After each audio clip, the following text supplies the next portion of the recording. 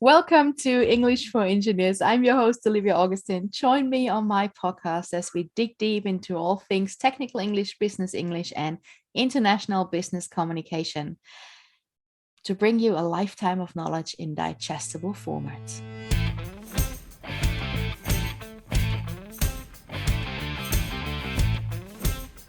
Hello, friends, fellow engineers, and the occasional word nerd who is listening in. You might want to hear some background noise today because I have the roofers here. My roof is finally getting fixed after 4 years of fighting for it with the Owners Association. Happy about that. Didn't expect them to take that long. So if you hear any strange noises that remind you of your building site you're currently working on, that's on me. That are my roofers. And pardon their French if you can hear them cursing. I'm sorry for that. But let's go on to today's podcast guest. I'm really happy to have a fellow Austrian with me. I want to introduce you to today's guest, Andrea Zimmer. And we met in an online course that we both took. And after a while, we found out we're both from Vienna. At least I'm born there, not raised there. And she's also an engineer. So there she is on the podcast, of course. Andrea started her engineering career in the 1990s, but she could never quite limit herself to just one profession. Consulting for small companies in plastics technology, and she soon felt the need to help others with her experience. And interesting, why? Because she realized that excellent technicians don't necessarily make good communicators. And that's where we think the same. And that's where we meet, I think, Andrea. But there's more to your person. Do you want to tell us a bit about you? Welcome to the podcast, by the way. Yeah, thank you for having me. Well, I'm Andrea from Vienna, and let's talk about some noises. I have a tiny rescue dog that is sleeping, but maybe when he hears some noises outside, he may be barking. So that's on me, the barking, kind of. So the roofers and the barking. Yes, there's Right. always some noise around. Yes. Yeah. Yes, so I started as an engineer and I really liked the education in school. It was super interesting. And yes, I loved it. And I just had little bit difficulties in finding a job in Vienna. So there are not so many companies that employ plastics engineers. And so I worked in a company where I also worked for the technical part and also for the sales part. So it was a bit of a combination. And it was also very interesting because basically I'm a very curious person and I have a very creative brain and I like everything new and I like to explore things. So I did this job, I think about for 10 or 15 years. And while I was working there, I figured that some people have a little bit of trouble communicating with each other. Really? So, no. It was just in my head, yes. So there was on one side the engineers, on the other side the salesperson, and I was in between. Mm-hmm. And that's where I got curious and I started an education as a communication trainer. Cool. So first of all, for my own personal mental health, yes, so I was able to communicate with both of them, the technicians and the salesperson people. And yes, and it started kind of an adventure in a big company that sold steel that I got, so now I'm looking for the word, that I led a group of people in communication training.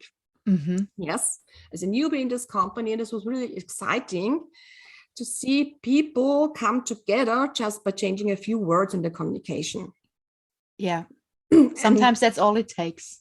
Yes, it's only, yes, and also be open and curious about what the other people is saying. Yes, you have your beliefs and you have your boxes and someone says something and you put them in the box and you react in a certain way. And that's where the trouble starts. And to make the situation better and also to make people feel better, yeah, because in the end I figured out it's more about the feeling you have when you work somewhere, and it's about the feeling how you make people feel so that they can do their best work. Yeah. And that's so important. Yeah, that's what we all want, that our employees deliver their best work possible.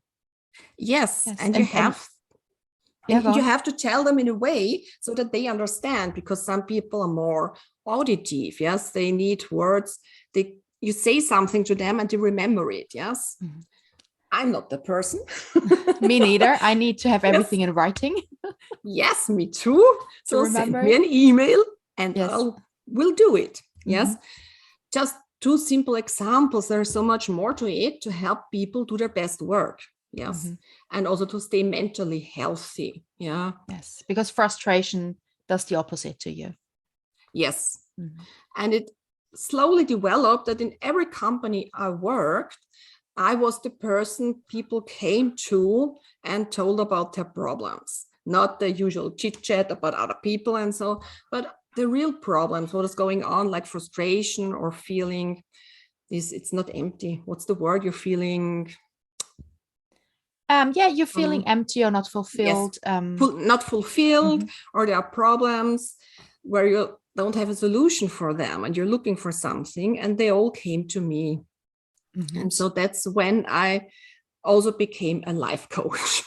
I just Yes, wanted to say that starts like you started as a communication coach and then it turned into a career/life coach. yes, Interesting. But you didn't yes. stay there. You went No, I on. didn't. Yes, I always move on.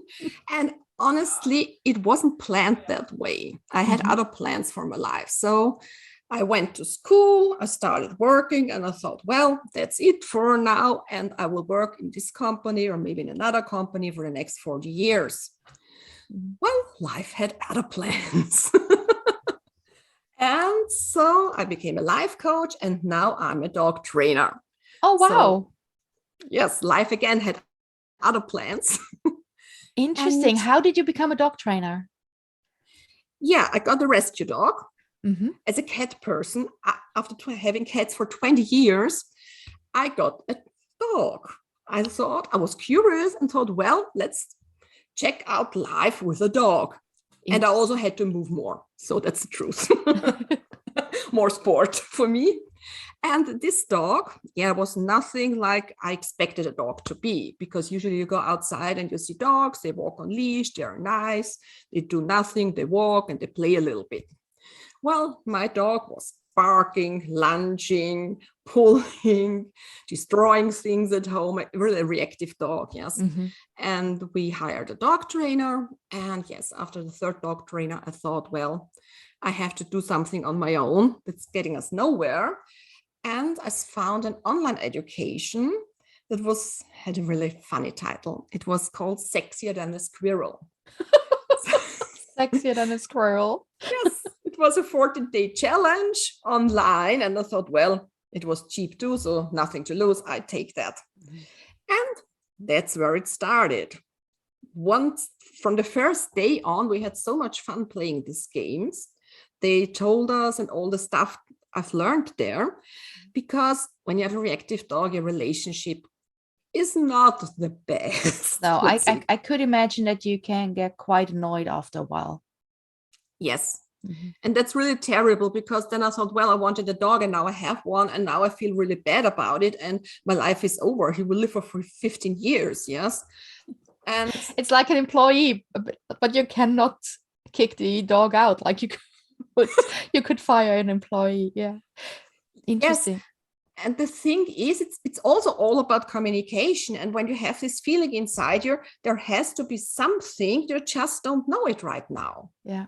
And that's what's driving me my whole life. When there is a problem, I think there has to be something I can learn to make it better, And to isn't make that the it work. most engineering thing there is? Yes. There's a problem and I want to solve it, Yes.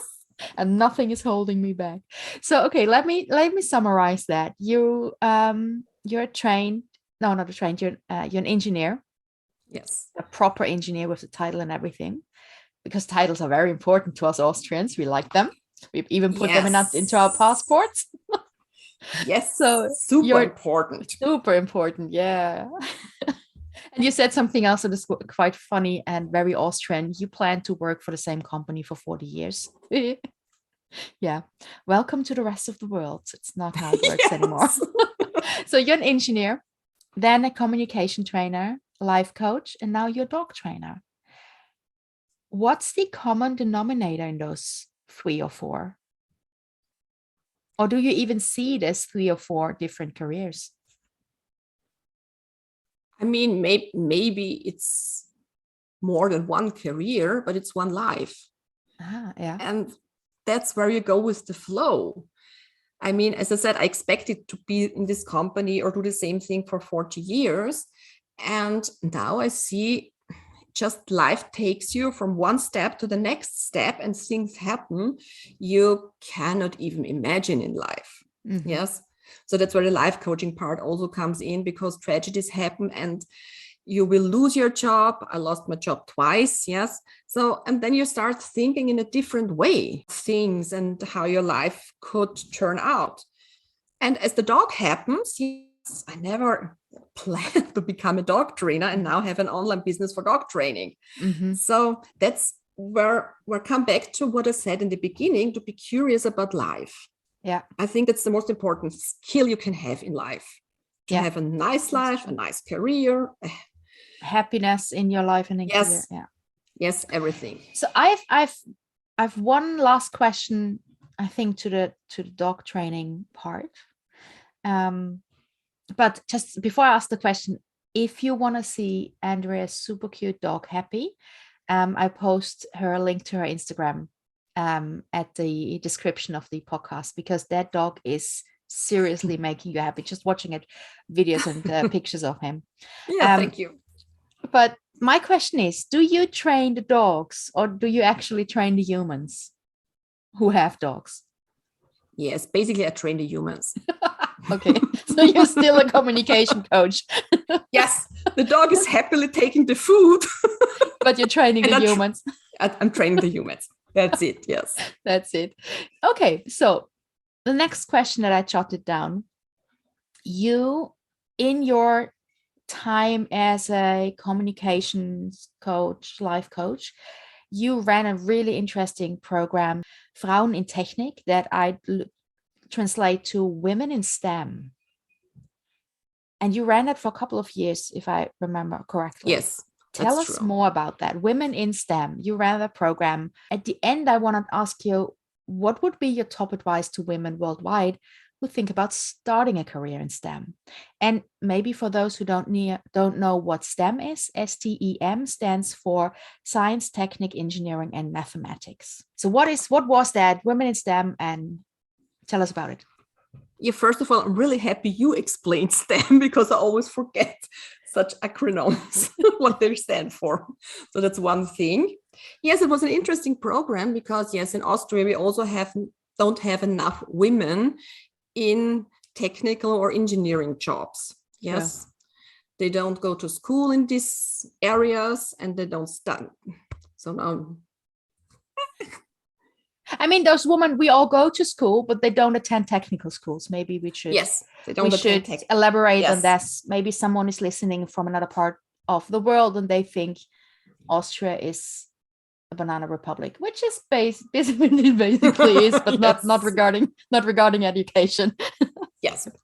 So that's when you think something in German and want to translate it in the same time to English. That just happens. Yes.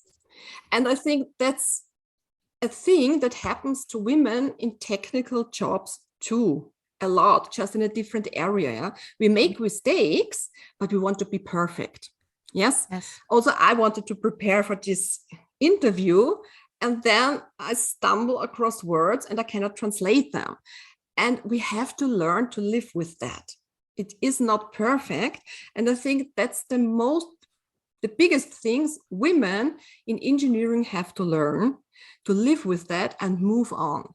Mm-hmm. Everyone does it, men don't do it, and we do it too, yes? And when you think about it, okay, things happen, and I just choose a way that's interesting for me, an education that's interesting for me, then I can do it. Mm-hmm. You sometimes have to remove some mental blocks. And honestly, while I'm speaking, I'm just saying that now because I'm still struggling with the thing that just happened. I couldn't find the English word. Yes, it just happens. And we learn to live with it. and you will make mistakes as an engineer or as an IT consultant or whatever, and you just move on. Yes. And that's the thing. With this mentality, you can achieve everything you want. Because that's what I saw, what is holding women back to choose a career in STEM. That they always strive for perfection. Yes. I don't know this, I don't know that. And tell it to a man. Maybe they don't know it. They say, I can do it. Yes. Yes. True. And the other thing is that from our families, I think that women do not get enough help from their parents to choose a career in STEM. Mm-hmm. Yes. It's often like, okay, you help your mother with the dishes and your brother repairs this bicycle. Yes, very often. Yeah, very yes. Often. I am very fortunate, I think, when it comes to that, because when I started the podcast about half a year ago, I was thinking who could I interview, and I was thinking of people I know, and I realized, and I never thought about that before, but I realized we have tons of technicians and engineers in our family, and I just never realized it. But aunts, nieces, cousins, not nieces, cousins, though almost everyone is a technician, and then in between 2 or 3 accountants. For the rest are only technicians. So I think I had a really good start, and a lot of encouragement so that I could do it. So we're very fortunate when it comes to family support, I guess. Yes, this family support is really important because you see it every day. What you see, you become what you see every day. Yeah. Yes. And that's the sentence I say most in dog training. Your dog becomes what it does every day. And so that's also important for women. And if you don't have the support, you can get it in such programs. Yes, you just have to find a community of like-minded souls that will help you on the way to achieve what you want. Yes. Oh, I would have loved to have that, because that's what I didn't have back then. And I think you didn't either. I didn't have that, but the job where I was working, stubborn enough. We were stubborn enough to finish it. Stubborn enough. I followed my interests. Yes. Yes. Yeah. And so the women I worked with, they got help, the technical part from the schools, from the universities, and the life coaching, career coaching from my side. Yes. Perfect. So you have the support on both sides. Yes, and that makes it so much easier to finish the education and to find a job when you have someone you can circle back and say, hey, I have this problem. Yeah, actually having someone who is cheering you on the sideline. Yes, who is in your corner. And who also knows how you're feeling about things. Because one thing is, we talked about titles in Austria, yes? One thing that happened a lot to me is that especially women, other colleagues, forgot, let's say, forgot about my title. Whereas men, they always say the title and the name, and they forgot my title. And this happens a lot. I mean, I'm a generation, titles don't mean that much to me, but it bothers you. It bothers you because it is a sign of respect in Austria. Yes. If you're using titles where I live now in the Netherlands, you're teasing someone, and it's really embarrassing to use titles. Yes. But in Austria, it's the other way around. If you actively want to insult someone, you ignore the title. Yes. You kind of forget about the title. Yeah. Yes. It has to do with respect. Yeah, totally. And that's one thing women, especially in Austria, struggle with.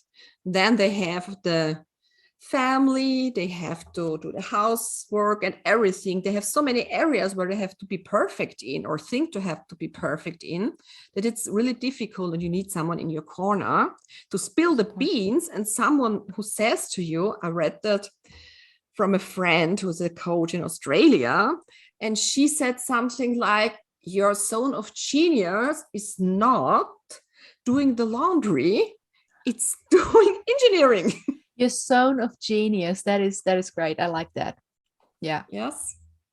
And you need someone who tells that to you from time to time. Yes, true. Circling back a little bit to your expertise in business communication.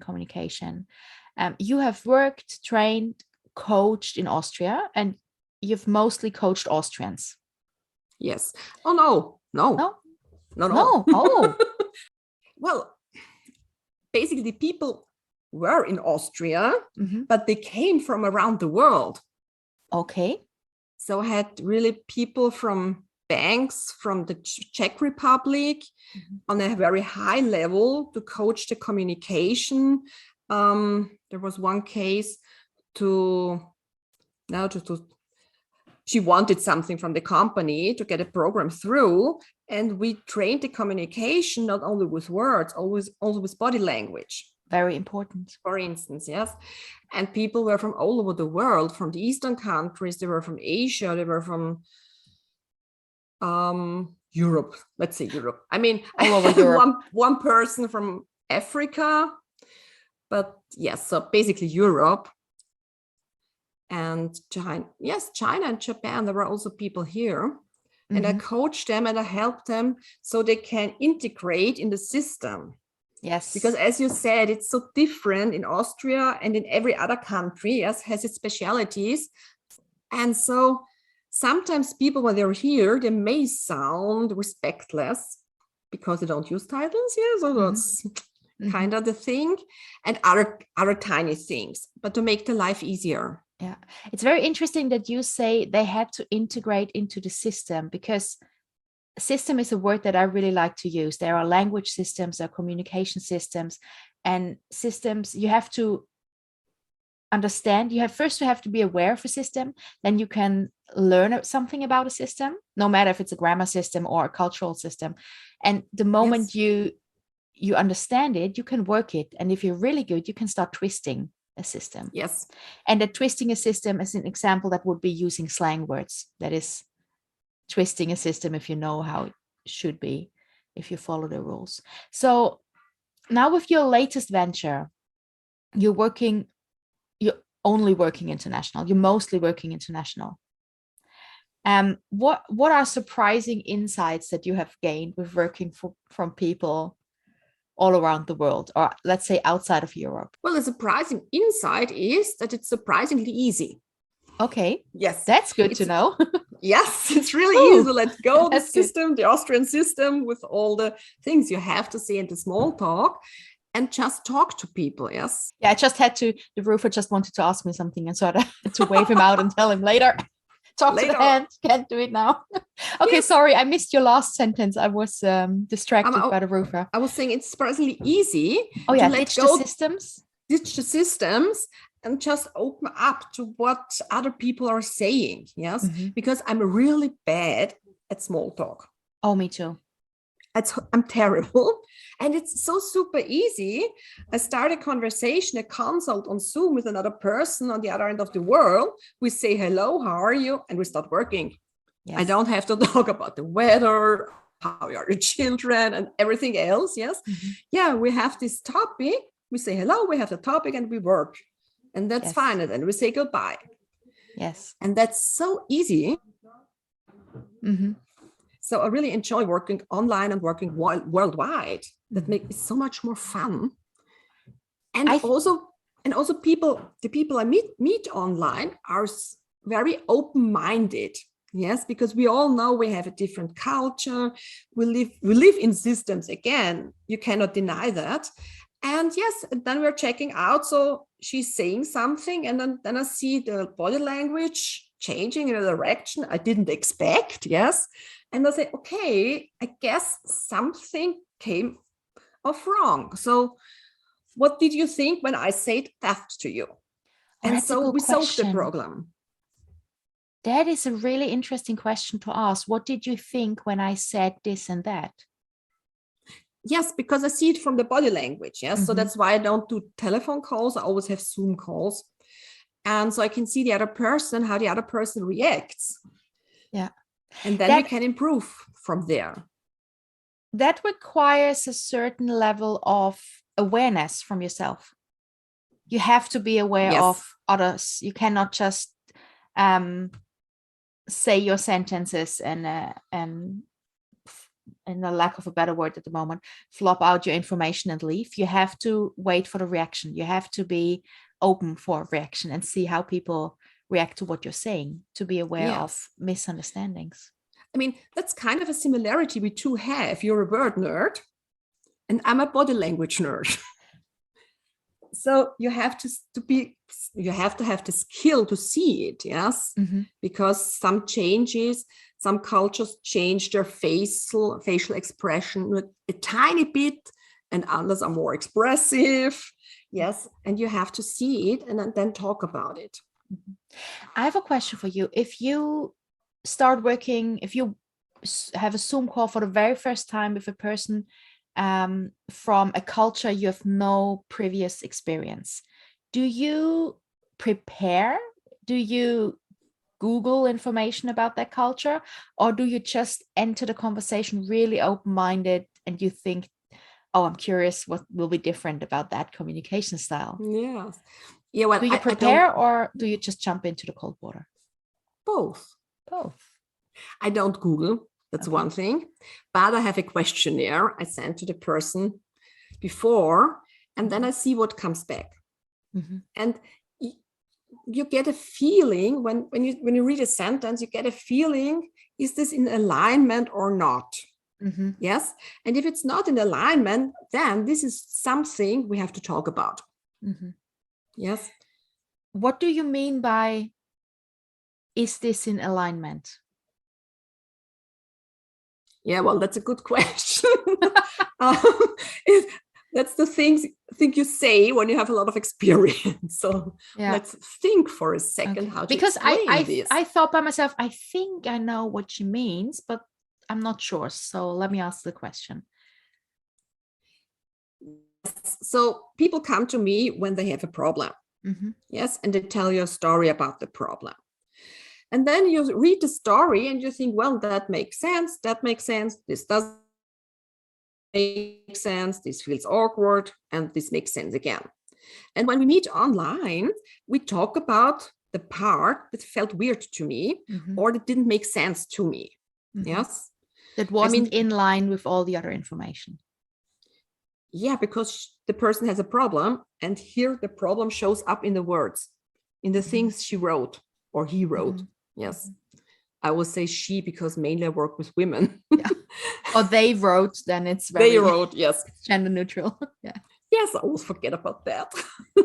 I think that's such a quaint trick of the English language that you can just say they. Yes. In singular, and then it can be everyone.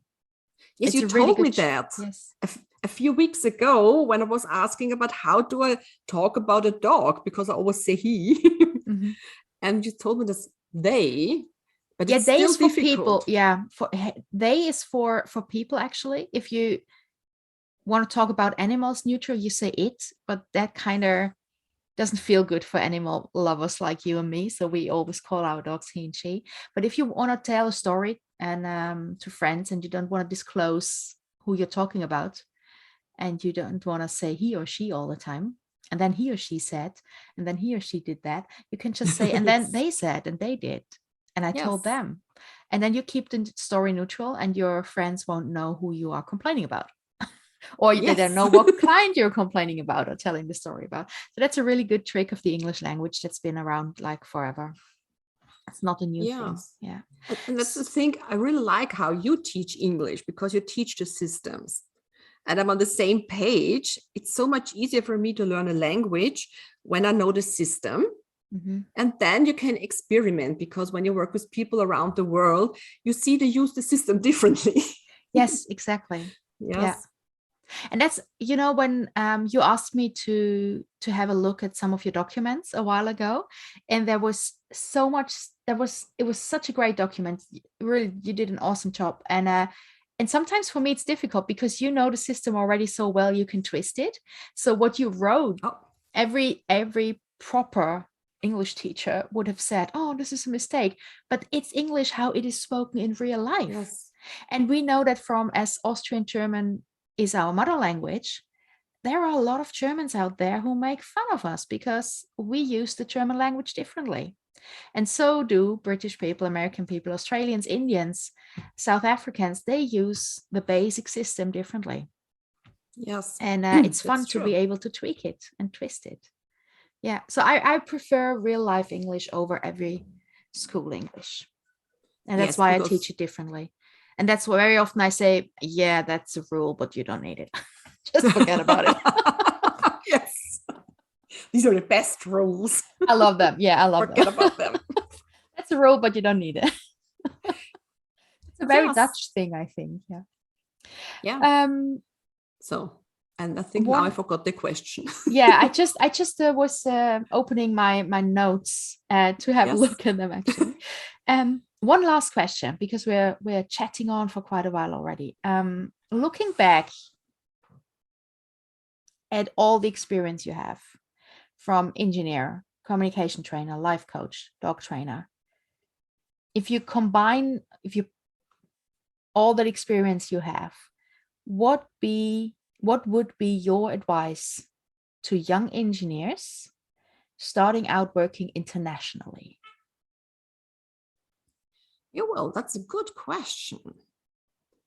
I think every Thank you. woman, welcome, every woman, every engineer has a special toolbox of interests. Mm-hmm. And you really have, in my opinion, yet now, Mm-hmm. yes, it's always only my opinion, you have to follow this toolbox and make a mix yourself, so to see where it takes you. I know this is very a coaching expression right now, Yeah. what I'm saying, but maybe I can nail it down. You have interests, and then Yeah. there are people outside who will tell you, yes, to have a career in a certain area, you have to do this and you have to do that, and you have to compromise, and you have to go over your feelings, and you ignore your feelings, ignore your health. It's just, you have to have, if you want this career, you have to do this. Mm-hmm. And what I'm saying is, you have many interests, and you have to really take care of your feelings, of your mental health. And this is the package. And then look for a job where this package, where you can flourish. Mm-hmm. Yes, where you can use all your skills, where you can take care of yourself and you feel good. So even if your current job covers a lot of your interests, if you have to push through and you put your health, mental health, whatever health at risk, then it's not the right job for you. So if you don't have the right yes. job, create the right job. Or find yes, the right create job. the right. Yeah. Be curious, create the right job. Yes, I mean now I'm 53. I want to say 40. You forgot 10 years, Andrea. Oh my god! You don't look it. You don't look it. yes, but you're yeah. Thanks. Yes, but when you're really young, and I totally get it, I was the same. Yes, I didn't think about a topic like I have to set boundaries and don't go over my boundaries, because it will hurt your body 10 years later, 15 years later. Mm-hmm. And if someone had told me that I can combine all my interests and create my job, I think a lot of things would have gone differently. Mm-hmm. Yes. Mm-hmm. And that's something we should have in mind. Yeah. Even as a young engineer, or even when you get older, always create a thing, a job, a career that really feels good and includes all your skills, your talents, and everything you want out of from life. Yeah. And it might sound like a very luxurious advice, but I think it is able. I really believe it is it's possible. Able to look at me, English teacher using wrong words. Yeah, welcome to real life. Now, I think it's really possible to find such or create such a job, even if it takes a while. And even though, I mean, you're 53, I'm 42. We come from a different generation. If there are young engineers out there, 20 years old, 25 years old, they already have a very different skill set of how they get the things they want to have. They're more assertive. And I'm really happy for them. But still, I think women have to stand their ground a bit more. And just and I kind of think that nowadays everything is so flexible. Yes. Yeah. And this will hurt your boundaries. It will hurt your health. Don't be too flexible with everything. Yes. Yes. I read a quote about successful people say no to nearly everything. I like that. So my niece with 3 years old saying no to everything, destined to be successful. Yes, that's natural talent. And we sometimes lose that Yes. when other people tell us that's not possible. You can't do that. Yeah. Do it the other way. That's an awesome quote. I think we should finish on that, saying no. Yes. So that one advice for young engineers, really successful people say no to almost everything. I like that. I like that very much. Andrea, I enjoyed talking to you as always, but for the first time we recorded it. Yes. I had a blast. I'm going to put a couple of links into the podcast description for the listeners, for you guys out there, as I always do. I hope you had as much fun as I did listening to Andrea and to her enormous skill set and experience. That was it for today, my friends. I think we covered a lot. We had a lot of fun. Andrea, thank you so much for being here. That was it for today, my friends. This was English for Engineers. I'm your host, Olivia Augustin. Talk to you soon.